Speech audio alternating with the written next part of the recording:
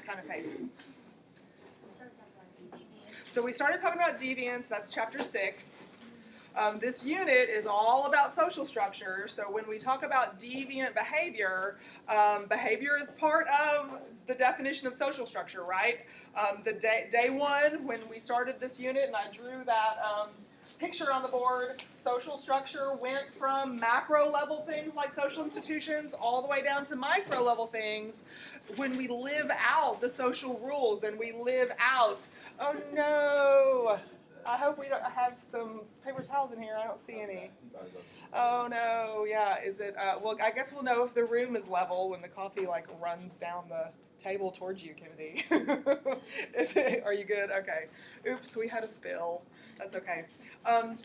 So that was deviant, right? We don't expect for that to happen in the social script, right? We expect for y'all to have your coffees, your, Chick-fil-A breakfast or whatever it is that you might bring to an 8 o'clock class, but that's not part of the social script. So it called our attention, where we're supposed to have civil inattention, and now we have to save face, right?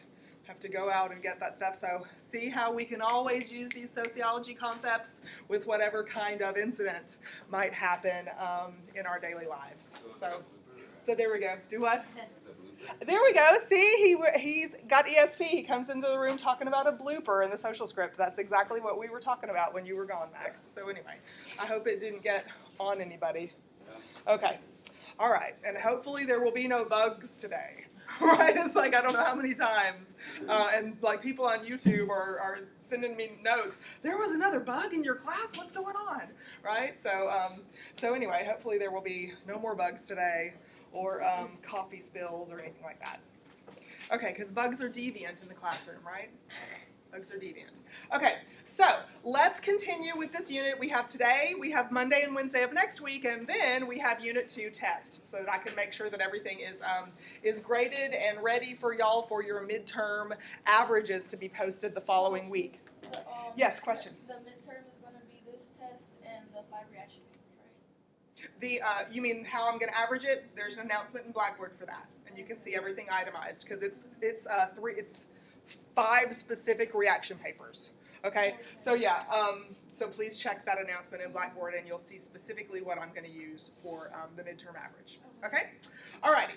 So deviant behavior, we know a general definition for that, right? You've got a general definition in your notes. Okay, so make sure you find that and you start someplace around that definition when we talk about social structure and what it has to do with deviant behavior. So social structure, I'm going to paraphrase a statement that was made in chapter 4 about social structure, but it is important for you to know the connection between all of those components of social structure and deviant behavior, okay? So social structure has within it motivations, encouragement to follow social norms. Social structure serves to a certain extent as guidelines for our behavior. So social structure has within it guidelines for behavior.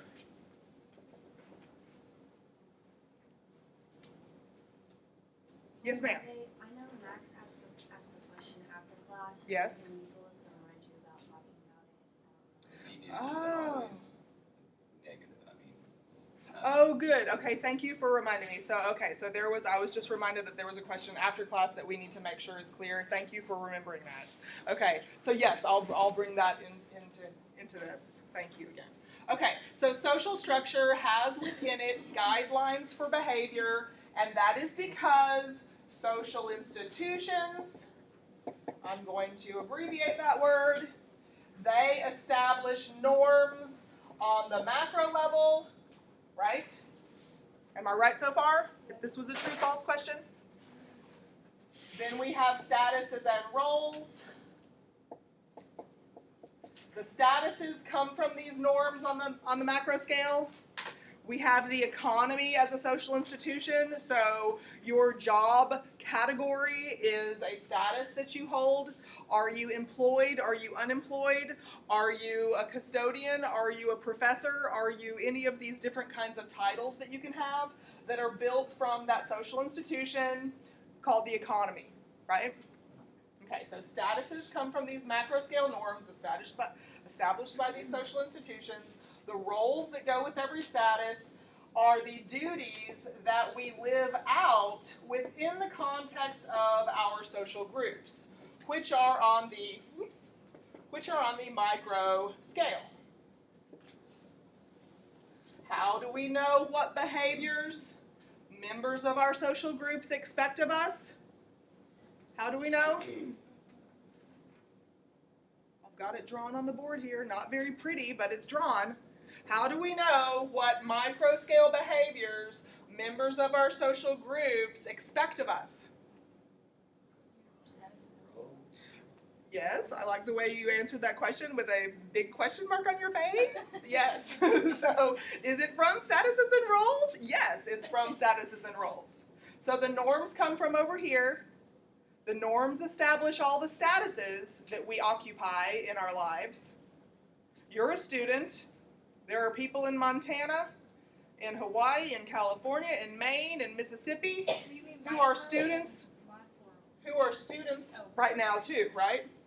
And do you have to wonder what it is that a student in Montana does? Because it might be different than you. It's the same, right? It's the same in general. What the expectations for a student are in Montana compared to Mississippi, right? There might be a different style that the teacher has on the micro scale in the classroom. There might be somebody taking Calculus 4 at 8 a.m. instead of Sociology. God help them. But it's still student to student, right? Because those norms come from macro scale social institutions. Okay? Connections that we have to make, y'all. These questions that I might ask you and that I do ask you as essay questions on tests, I ask you to tell me something like, tell me everything that you know about how social groups affect your behavior. I might ask that question. Well, because social groups are chain linked with statuses and roles, are chain linked with social institutions, guess what I'm asking you with that question that has these key words in it? I'm asking you all these linkages. Okay? I won't be as vague as that. I will cue you with what it is that you're supposed to tell me. But I'm mentioning this because after I graded the first test and we've had some time to look at it, some people have asked me questions on why was this counted off in this particular essay question? Well, thoroughness.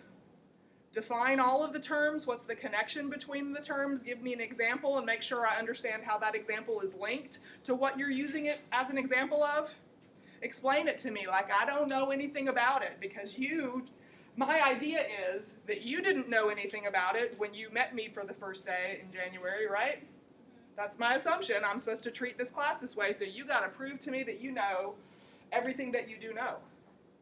And since this is open book, open notes, and all that for tests, then take really thorough notes, ask lots of questions, and make sure that you explain the full picture to me when you're answering those questions. Okay, so, did I make a joke? Oh, okay. So, guidelines for behavior. This should sound a whole lot like the word norms to you. At least the Cliff Notes version of what the word norms means, right? So when you hear about guidelines for behavior, think about norms. And I think somebody said this word sanctions. Somebody mentioned this word sanctions on Monday when I asked, how do you know if a behavior is acceptable to your social group or not? And I don't know if they answered it exactly the way you did a minute ago, but somebody said sanctions, maybe, with a question mark on the end. And the answer is yes, sanctions. You would observe in your micro-scale interaction with people Did that behavior have a positive reaction? Did it have a negative reaction? You can internalize those messages, and you can know whether your social group, the members of your social group, accept your behavior, dislike your behavior, anything in between. Punish your behavior, anything in between. Okay. So social structure has guidelines for behavior built into it.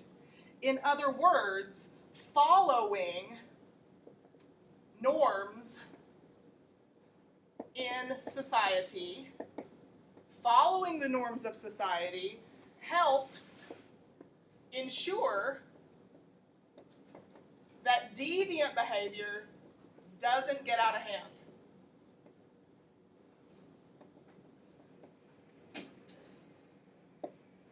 Deviant behavior doesn't get out of hand. And here's where I can mention that question that I was reminded Max asked last class period. Deviant behavior does not necessarily mean bad behavior. Deviant behavior means you've gone against the acceptable side of norms. But, like what? Oh, there we go. Okay, yeah, so good. Like in Divergent, when they're going against whatever faction they're supposed to be. Yes, very good. So, we can use, these movie examples, like y'all are correct to use, but also I think we've talked about, like, speeding in here before. Have we talked about speeding? Yeah, so okay. With an example about speeding on the highway, here, this brings up, we can use that to bring up a conversation about one of those facts about deviance that we got in class on Monday, which was that deviance is in the eye of the beholder, or deviance is relative to the group or specific to a group, however we worded it in our notes. Let's talk about speeding for just a second, and whether following norms of society helps ensure that deviant behavior does not get out of hand. Is speeding deviant? Okay, but to whom? So I got a whole bunch of yeses from a whole bunch of different directions in the room, but so should I assume that because y'all said yes, that y'all are not speeders and never would speed? The people who said yes? I was about to give you a logical answer. Do what? I was about to give you a logical answer. Oh, I always want logical answers. Shoot it at me. I was just going to say, basically, the cops, and they going to think we doing cops, chiefs, people in authority figures. Okay. So it depends on who's looking at it, right? It's depending upon who is observing the behavior, okay? So to people who are going, if the speed limit is 70, to people who are going 76, 75, however, how fast do you people go when the speed limit is 70, right? So it depends. The group of drivers perhaps has a different idea about what deviance is as far as driving. Maybe if I went 70, if I put my cruise control on 70 and that's all I went, do you think I would get sanctions from other drivers? Possible. Maybe not vicious, mean sanctions, but maybe somebody would pull in front of me quickly or something. Do what? Yeah, depending upon the lane, right? So we're talking about deviant behavior that, according to one group, speeding is going to be deviant. According to another group, going too slowly is going to be deviant. For either of those things, is this going to be considered bad behavior necessarily? In other words, would you be labeled permanently as a bad person from a social structure perspective if that's the kind of deviant behavior you did or didn't engage in? No, right? From your social groups that you belong to, I know my husband is constantly telling me to slow down, right? So I go slower when he's in the car because in his eyes, and that beholder's eyes, I go too fast, right? So on a micro scale, I want my husband to be pleased with me. He wants me to be pleased with him. We try to make sure that we do that, right? Even with driving or backseat driving in this case. When he tells me, turn here, turn this, slow down. Anyway, we can pick our battles, right? So it's important to me because that person is in my social group, my primary group, that I intend to be permanent. to keep that person happy, and on the flip side, it's reciprocal with him. He wants to keep me happy too. So this motivation, social structure, has social groups inside it, and social structure does more than just establish norms. It establishes relationships that can motivate us to want to follow the approved of behaviors of the other members of our important social groups. Does that make sense? If you have important relationships to you in your life, how do we maintain those relationships?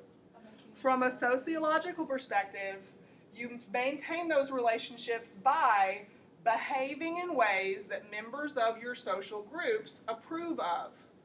Where do members of your social groups get their ideas about approved of behavior? Society is correct, but use this structure that I've drawn up here. So social groups, we get our social groups from the statuses and roles that we occupy and behave like. Where do the norms for these statuses come from? Here. So yes, society is the correct short answer, but that's not enough of an answer on a test if I ask you a question for me to know that you know the nuances of that answer. People in your social groups are part of your society. On the macro scale, the rules that apply to you apply to them, and so we're feeding off their behaviors, they're feeding off our behaviors, but where do we get those guidelines? Where does the matrix come from? It comes from all three of these things put together. Okay? So, from sanctions that we get from individuals on a micro scale, that can guide our behavior on a micro scale. On a slightly larger scale, however, maybe not all the way over here to macro, but someplace in the middle, there exists something called a social control. This is a vocabulary term that sociologists use to refer to methods or practices that exist in a society that try to keep large groupings of people, try to keep people across a society motivated to live up to the duties associated with their status. A social control is a method that society in general, on the macro scale, has in place to encourage people to conform to macro scale social norms.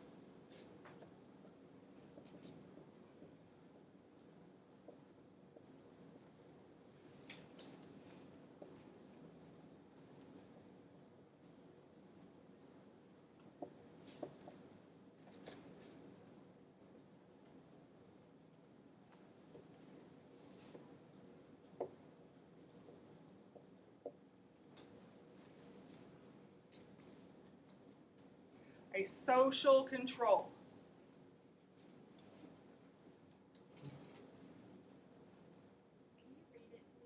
Yes, I'm sorry if it's the computer in your way. A social control is a method, a practice that society has in place to encourage people to follow macro scale social norms instead of going against macro scale social norms. That word is called conformity. When you go along with something, you are conforming to it.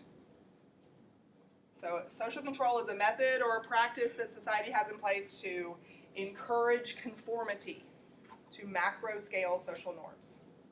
Those different kinds of police that you were mentioning just a minute ago, that is an organized method. That is a larger type of social control, a police force, that is in place to keep the important social norms, the norms that society has decided are important, to enforce them, to keep what we call law and order, which is not just a TV show, right? So the police are an organized method that keeps people on the straight and narrow, so to speak, or that's the goal for having a police force. Do you think, well, back to speeding, when you come around the corner and you see a car that could be the popo, what do? Maybe you try to back off that accelerator just a little bit. No, you're just going to keep on speeding. No, they caught you already, right? They caught you already. I'm just going to look guilty if I slow down, right? But the fact that these ideas, whatever our individual reactions are on the micro scale, the fact that these ideas pop into our head and we at least consider changing behavior on the micro scale is because we know what the purpose of that status is, that police status is in society. It's to enforce some kind of rule that applies to the situation, right?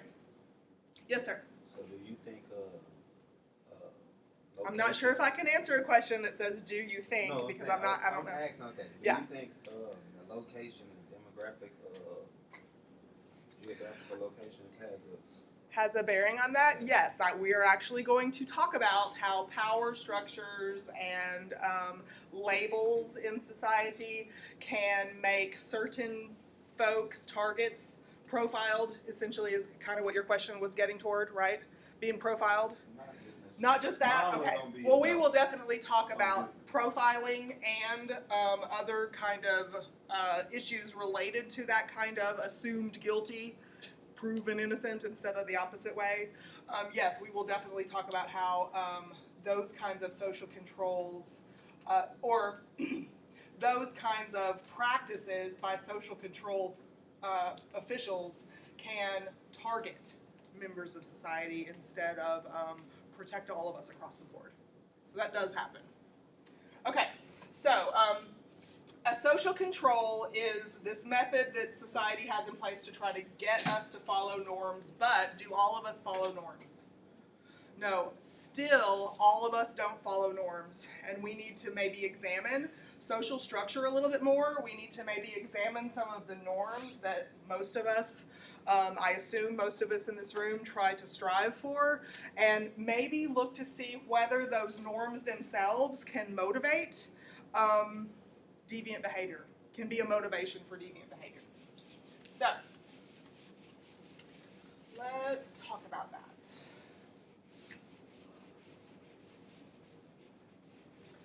I am thinking of one in particular huge, overarching, macro scale social norm. And y'all tell me what you think about this word when I put it on the board.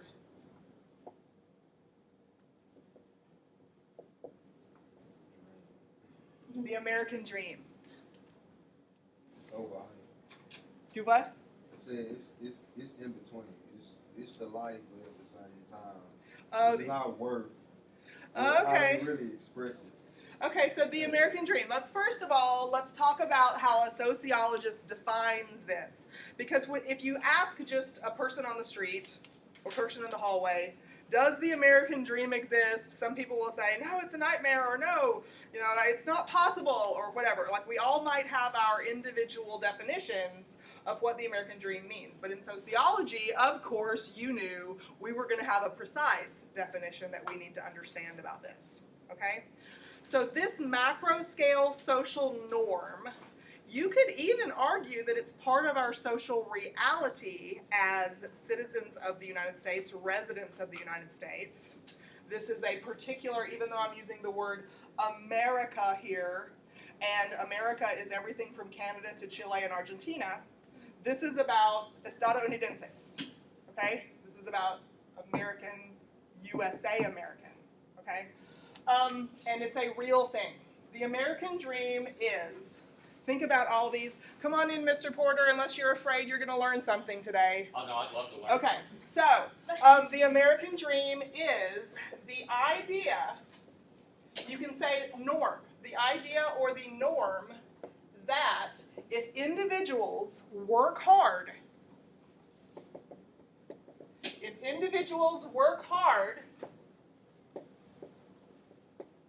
and here's my favorite part, play by the rules. Play by social rules, then we should, in our governmental system, in our social structure, we, residents, citizens of the United States, should have an opportunity to succeed in life.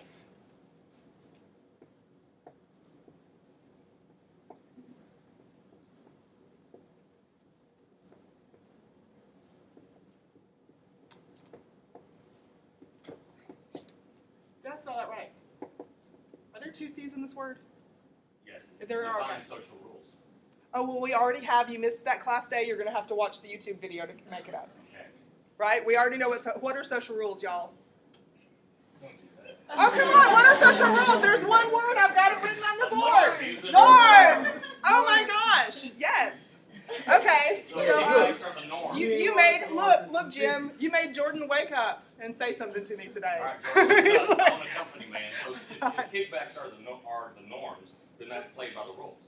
Then that's, if kickbacks are the norms, we were actually talking about the eye of the beholder, right? And the kickback thing is going to be part of this deviant behavior discussion having to do with the American dream, okay?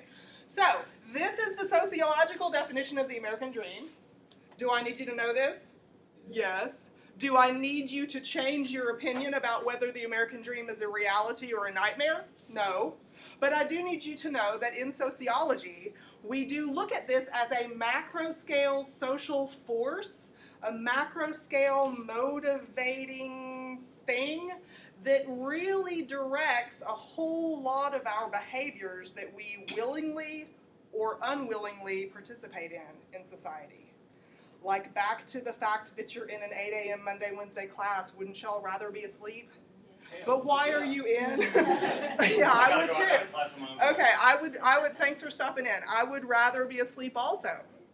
But the reason I have a job is because society on the macro scale says that you people need to take college courses and graduate from college in order to do part of the fulfillment of the American dream. Is that a true statement? I mean, I know I've got a question mark on the end of my statement there. Yeah, it is. Yeah, because this success, like how does society say you're supposed to succeed if you're going to follow norms?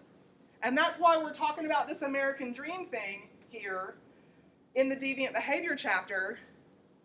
Because if you conform to social norms, if you follow social norms, you're supposed to do what you're doing right now. Getting up early and taking classes when they're available, following your degree plan, passing, not repeating classes over and over again. Y'all don't enroll in this class so you can repeat it again. You take these classes, you work hard, you show up, you play by the social rules for your particular age ascribed status. Is this what y'all are supposed to be doing at your particular age ascribed status? Yeah. This is what society says. So you are playing, as far as I can tell, I'm looking at a whole bunch of folks who are participating in the norms of society that came specifically from at least part of this American dream idea, whether you believe it's a reality or not. Okay, whether you believe it is a reality or not. Okay? Some people don't believe that the American dream is a reality because wouldn't it be nice if this payoff, think about this as like a payoff for your hard work. Does this take a long time coming or does it happen fast? For most of us, it's stepping stone. It's like pulling yourself up by your bootstraps. Have y'all heard that phrase before? That's something that my grandmother always used to like to remind you. Work hard for what you have. Nobody else is going to work for you. You're supposed to do it. If you ever got any of these life lessons from members of your social group, is it because they just came up with it themselves? Or have they lived a lifetime in their status, fulfilling their role, that came from macro scale forces that motivated them to do that? Right? So this American dream idea, when we talked about master status in, I don't know, one of the lectures last week, we talked about master status, and the textbook, and also in our lecture, we talked about how occupation, income, and education are usually seen as master statuses in a place like the USA, especially for males, but increasingly for women also. Occupation, income, and education are combined into something called a socio-economic status.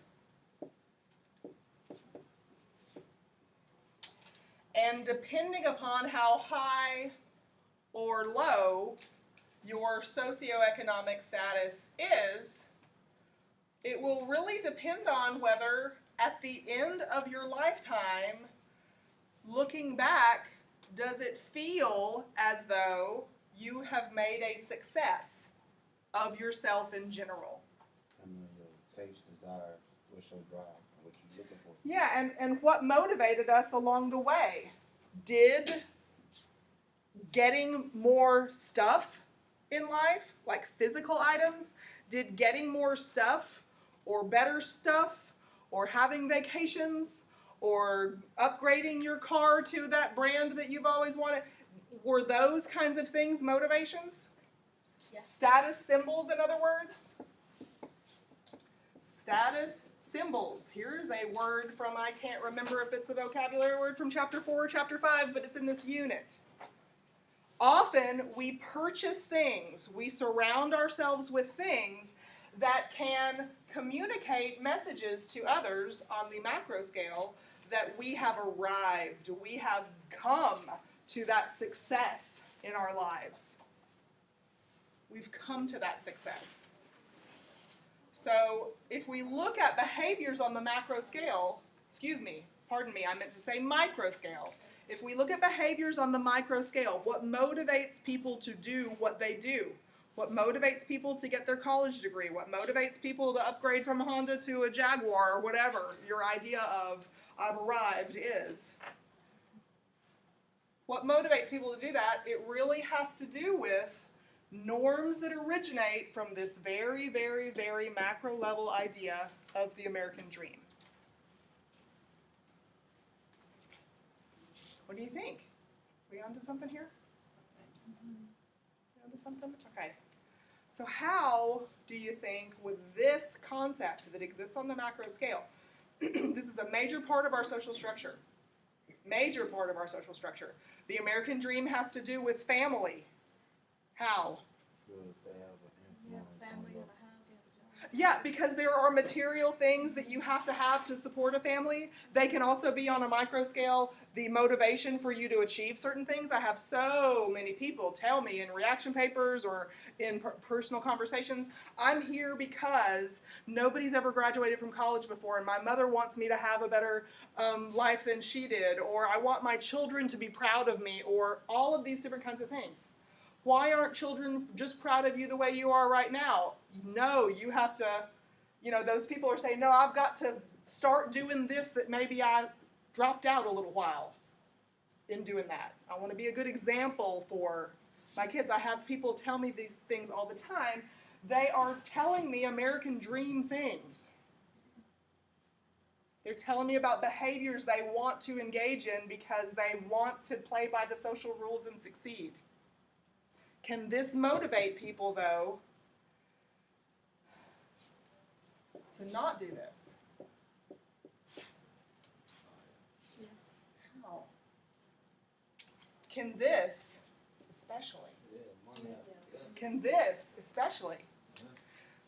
the knowledge that this will tell you, whatever your status symbol is, those clothes, those emblems, those jewelry, whatever that status symbol is, that's a micro scale thing about what attracts us to that status symbol or not. Your status symbol is not going to be the same as my status symbol, right? Mm-hmm. But why are we motivated to get this? And can this American dream that is designed to be a social control? It's designed to be a way that individuals follow those social rules. I know in the long term this is going to pay off for me, and I know this is how Grandpa would do it or something. The motivation, the connections that we have with people in our social groups are supposed to help us along with this. But some sociologists argue that these norms associated with the American dream, this overarching idea on the macro scale, that this can encourage us to be deviant instead of conforming. So let's look at how.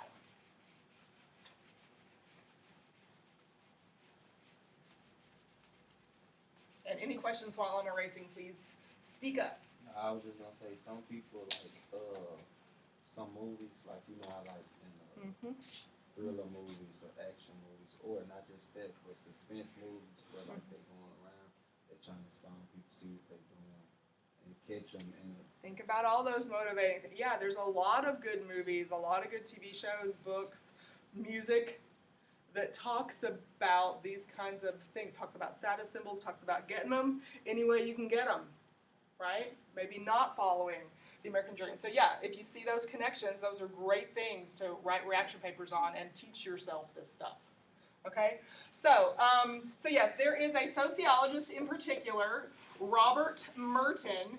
He is a functionalist. He uses functionalism as his primary lens to look at social conditions. He looks at society as this organized, stable system of different pieces, bless you, this organized different system of pieces like social institutions and social facts that works over time to keep society stable and orderly moving forward. That's the way he looks at society. So he's a functionalist. Functionalists, do they use micro or macro sociology? Macro. So he's looking at the large picture, the big picture across the board. Okay? He came up with, having to do with this American dream thing that's in your notes. This should be right underneath that American dream concept in your notes. So he took that we were just talking about, he took that notion, which is very macro scale, and he said because the American dream has this idea that you are supposed to succeed, that sometimes people have too much stress, too much pressure from that I must be a success in life message, that instead of conforming to the approved of way of becoming a success, instead of conforming to that, some people sometimes find ways around the long period of hard work, the long period, not necessarily loopholes, but they create new pathways to get to the success instead of the socially approved of pathway that's part of the American dream. Okay, so his theory about that has the American dream as the core of what motivates deviance in society. His theory is called structural strain theory. Structural strain theory. Think about the strain here as a stressor. It is a stressor. Pressure is what this strain means. From a social structure standpoint, there are pressures in society. Norms really place pressure on us. Norms, because they affect others around us, others respond to those norms and put more pressure on us based on those norms. So the structural strain here has to do with the American dream notion. It's American dream notion we just talked about. He said that overarching norm in our society that exists in the social structure, that causes some strain on people because it's not quick and it's not easy. And so he said this can motivate some people to behave in deviant ways instead of conforming to the norms in that theory. So there are 4 types or 4 ways that Robert Merton identified that people can become deviant in response to the pressure that the American dream places on us.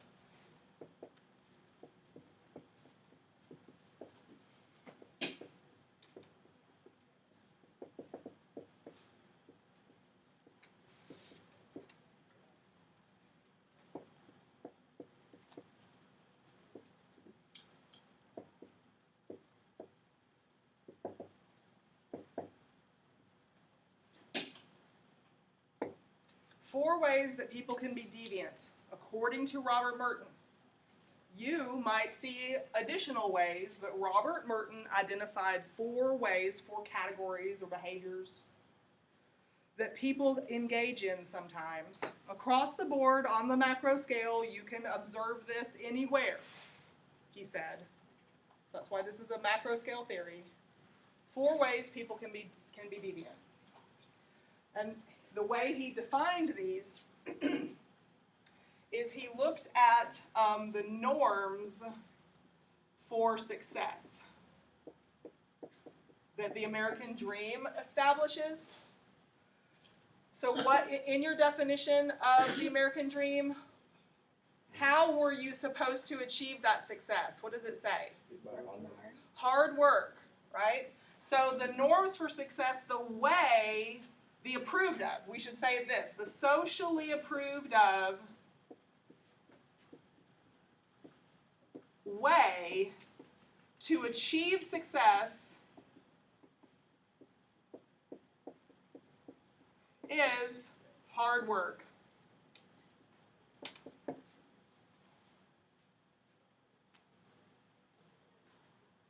Make sure you're aware that this hard work stuff that we're talking about here, it doesn't just have to be building roads and bridges, although that's some hard physical work, right?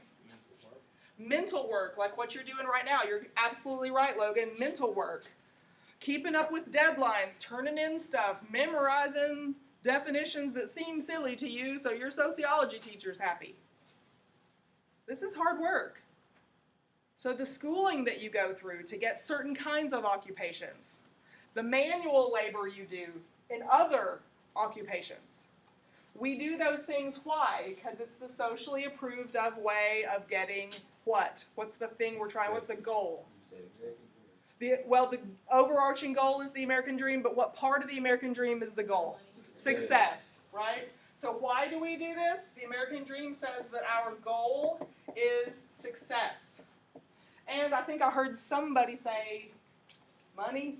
I think I heard when most of y'all said success, I heard some people say money, and you're not wrong either if you said money, because in the United States, how do we kind of measure success?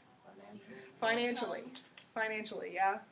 Yeah, we do. Even, on a micro scale, sometimes I will have people say, to me, success means that I've got a happy, healthy family, and we all get along and there's not too much stress. And that's great. That sounds wonderful. That sounds like success to me too. But does that cost money? No. Happy, healthy children don't cost money? Oh, okay, I was about to say, she either doesn't have any children yet or didn't hear my question. Yeah, because children, let me just say, I know many of you don't have any children yet, and let me just say that children ain't cheap, and you wouldn't cheap. for your folks, okay?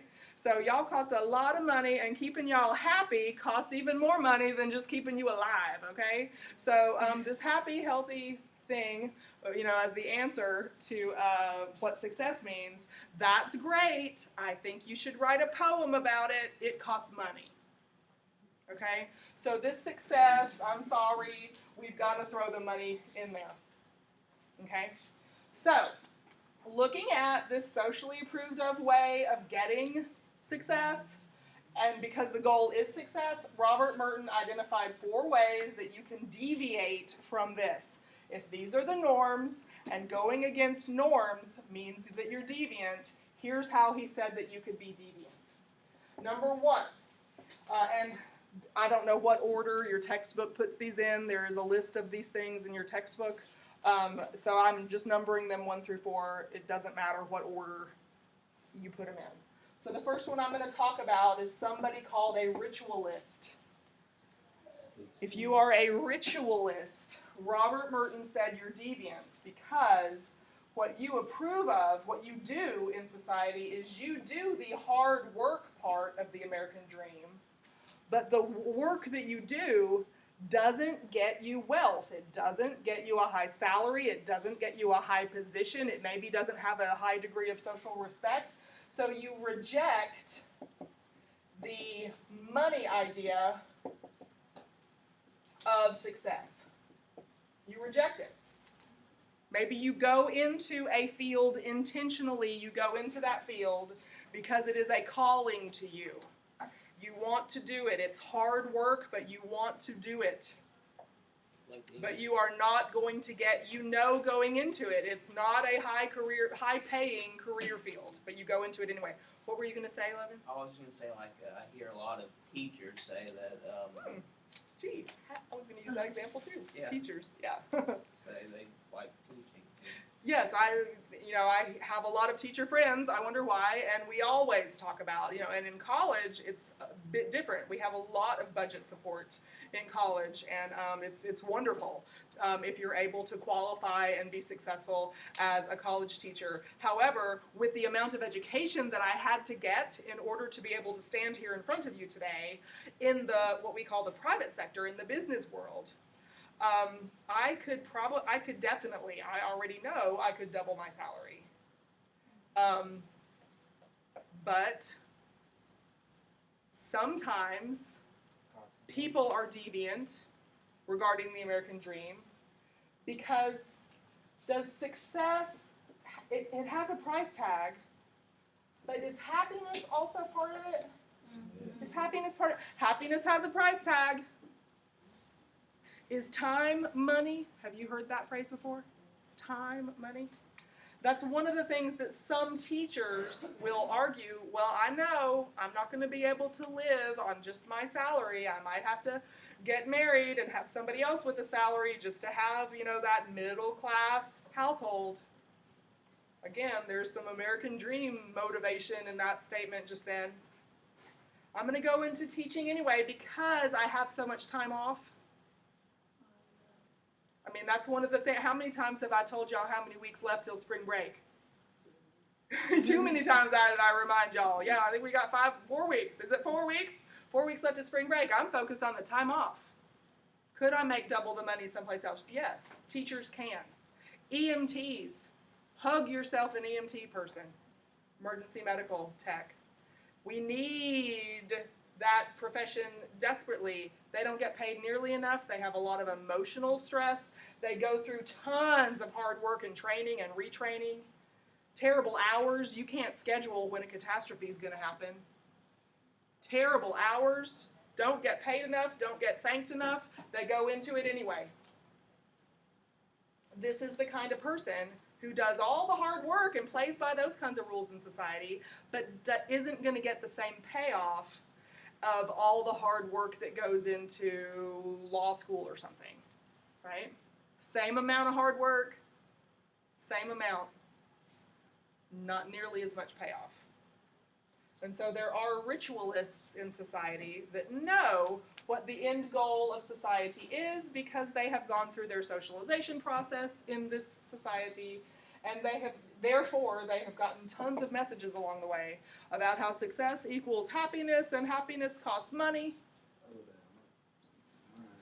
But they reject all that and go into that field anyway. Police officers, firefighters, hug them. Hug them and say thank you. People who enlist in the military and risk their lives overseas. Robert Merton would put them here, ritualist. That's not what technically part of the American dream says. Number 2 is a type of person that Robert Merton called an innovator. What does innovation mean? Think of something new. Yes, you think of some kind of new way to do it. Yeah, so an innovator is deviant, according to Robert Merton, because the innovator finds a way around the hard work. They reject the long, hard work involved, and they find another way to achieve, they accept this idea of money representing success. They find another way. Miss, I have a question. Just 1 second, or I won't be able to finish writing this down. Okay, find another way to achieve the money, or to get the money. I don't want this long period of time, this long hard work, this whole lifetime before I can pay off with this hard work for me. I want to find a quicker, easier way. Yes? Oh, here's a good question. What do you think? The question is, would a drug dealer have to do with that? be an innovator. What do y'all think? Look at this definition. The, Yeah, I mean, because I'm told that they in the mix. they run out of supply all the time, right? I mean, they got a lot of customers wanting money, wanting what they got, and they can charge a whole bunch, right? So I think that's a good example. What'd you say?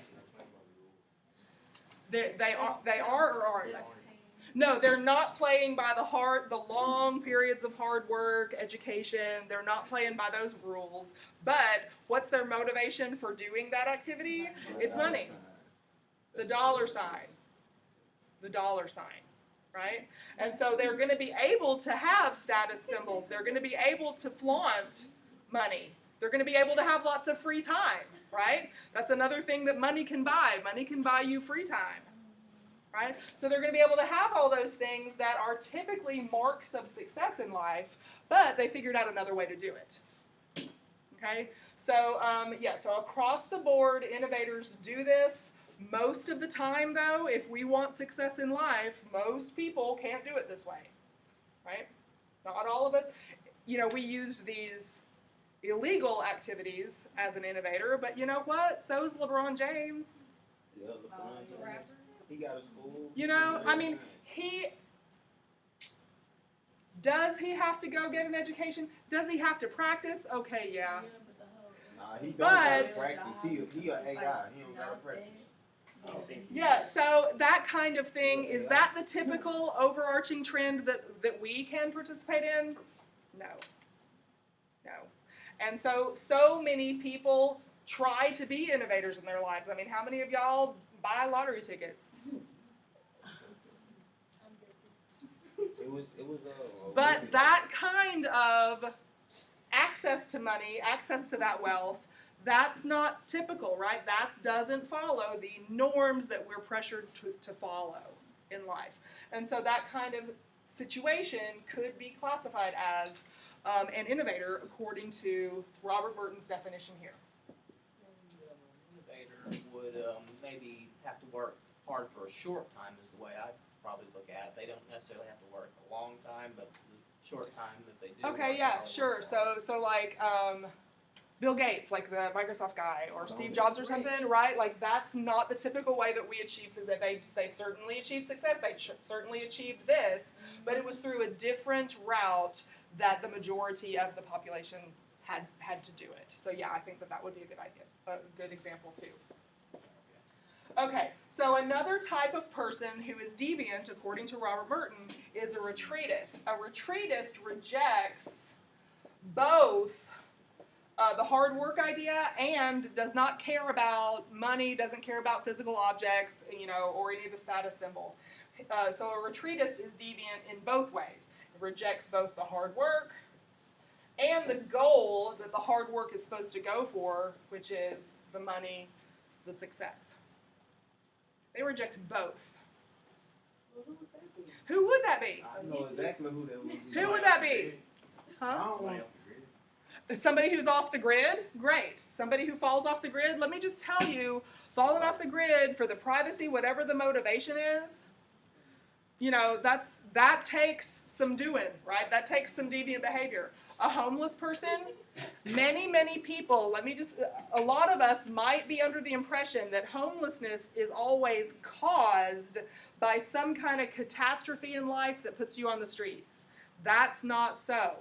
Sometimes catastrophes in life can put you on the streets and cause homelessness, but in many cases, studies show, I'm not making this up, but through the systematic study of society and human interaction, sociologists have discovered that some homeless people, many homeless people, choose that lifestyle instead of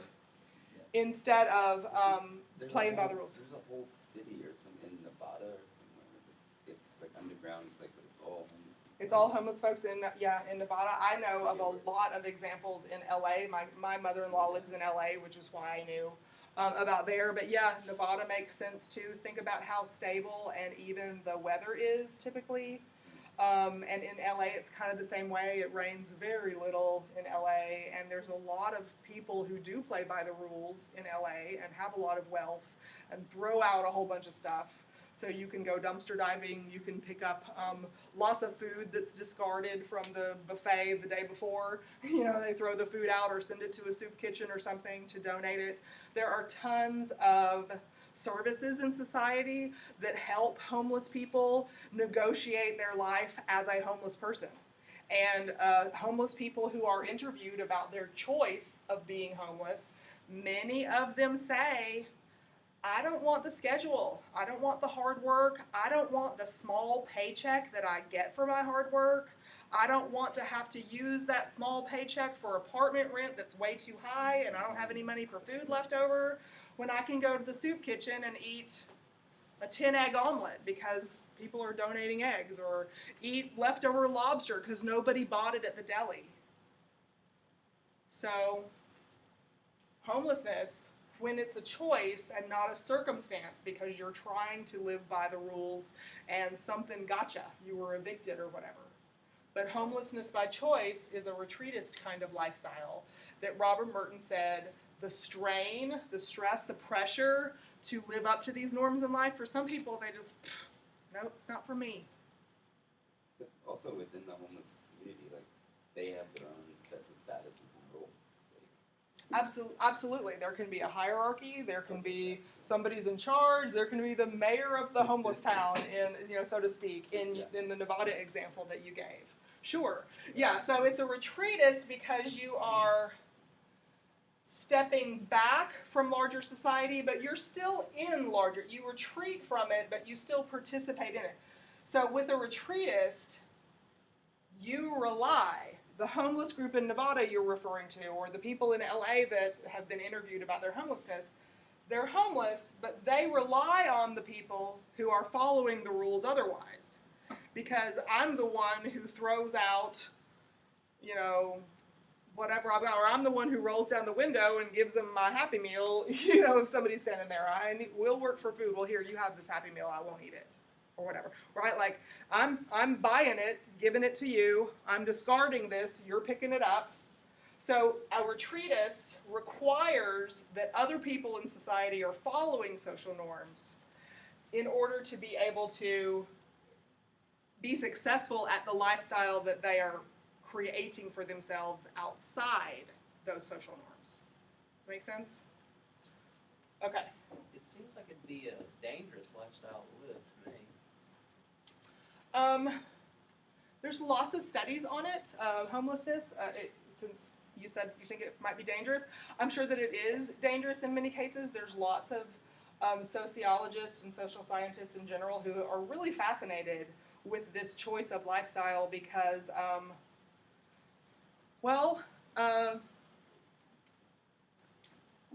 how well could you or I do without our address, or without indoor plumbing, or without an unlimited data plan or something, right? If we think about all of the things that we buy and pay for so that we can participate in this stuff over here, a lot of us aren't willing to go without those things, and we find comfort or leisure or whatever in those things. Excuse me, so it's odd. It isn't deviant behavior in some cases. Can't we just say it's odd behavior in comparison to others in society? So yeah, sociologists have studied homelessness often, and as a matter of fact, in this library here at the South Campus, we have, what's the name of it? Yeah, we have a documentary. I think it's just called Sidewalk without an S on the end of it. And it was done, I think in the 1980s. A sociologist followed a group of homeless folks in New York City who financed part of their life, so to speak, by dumpster diving and finding things that they could maybe sell, like at a flea market or something, finding flea market worthy stuff and selling them on the streets for food to eat that day, or for a coat for the winter or something. And so he followed them. They ended up selling books because, back to your question that you asked earlier about, I think you asked questions about like people in power, labeling people as deviant, which we don't have time to discuss today. But Anyway, there's all kinds of elements of sociology, from conflict theory to power relationships to personal commentaries about homelessness as a choice, because it's kind of fascinating to us, and you would be surprised where the danger came in. It's been a long time since I've watched this documentary, but the most danger that people seemed to face, as I recall, was from police who were chasing them. Yeah. So, anyway, check that out if y'all are interested. Okay, so the fourth one on our list here, the fourth and final one that Robert Merton identified in society is something called a rebel. Against everything. Yeah, this one sounds like it's against everything, and if you're just saying that there are two social norms that we're looking at here, the hard work and the success, then yes, this one is against both of those, but this one relies on the rest of us participating in those social norms to be successful at their lifestyle. A rebel, on the other hand, they take it one step further. They reject both of these things. They reject both of these things, but they take it one step further. They completely remove themselves from society. They do not interact with us. They try to separate themselves from society. They create new goals in life. They create new goals. They don't care about success and money. They create new goals, and they create new methods to get those goals. New approved of methods that just apply to their particular social circle.